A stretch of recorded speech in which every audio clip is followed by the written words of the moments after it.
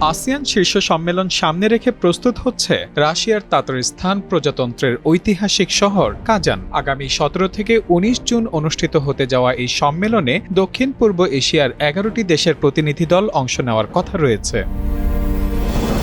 সম্মেলনকে ঘিরে প্রকাশিত আর্কাইভ ফুটেজে কাজানের ঐতিহাসিক ও আধুনিক রূপ ফুটে উঠেছে। 2021 ও 2024 সালে ধারণ করা শহরটির ভিডিওতে কুল শরীফ মসজিদ, অ্যানাউন্সিয়েশন ক্যাথেড্রাল, সেন্ট্রাল স্টেডিয়াম এবং মিলেনিয়াম ব্রিজ সহ গুরুত্বপূর্ণ স্থাপনার সৌন্দর্য দেখা যায়। এছাড়াও ভগলা নদীর তীরবর্তী সূর্যাস্তের দৃশ্য ও বাওমান পেডিস্ট্রিয়ান স্ট্রিটের ব্যস্ততাও ফুটে উঠেছে সেখানে।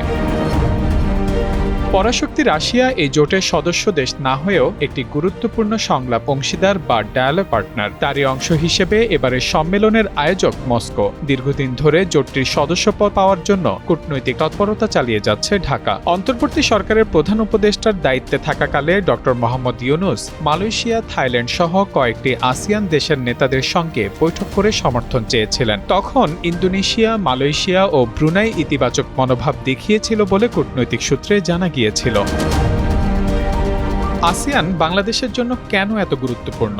বাংলাদেশের জন্য আসিয়ান অর্থনৈতিকভাবে একটি গুরুত্বপূর্ণ অংশীদার। প্রতি বছর জোটভুক্ত দেশগুলো থেকে প্রায় 1100 কোটি ডলারের বেশি মূল্যের পণ্য আমদানি করা হলেও রপ্তানি 100 কোটি ডলারেরও নিচে থাকে। তাই এই বাণিজ্য ঘাটতি কমাতে মুক্ত বাণিজ্য চুক্তি ও অগ্রাধিকারমূলক বাণিজ্য সুবিধা নিয়ে আলোচনা চলছে।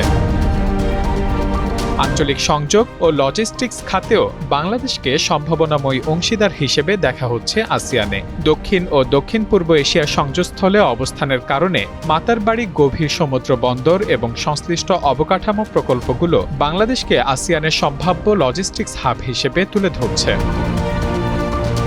এরই মধ্যে পররাষ্ট্র সচিব আসাদ আলম সিয়াম গতকাল ম্যানিলায় অনুষ্ঠিত আসিয়ান রিজিওনাল ফোরামের সিনিয়র কর্মকর্তাদের এক বৈঠকে বলেন, রোহিঙ্গাদের মিয়ানমারের রাখাইন রাজ্যে নিরাপদ প্রত্যাবাসনে আসিয়ানের আরও সক্রিয় ভূমিকা প্রয়োজন। তিনি জলবায়ু পরিবর্তন, সাইবার নিরাপত্তা ও সরবরাহ ব্যবস্থার স্থিতিশীলতাকেও আঞ্চলিক চ্যালেঞ্জ হিসেবে উল্লেখ করেন।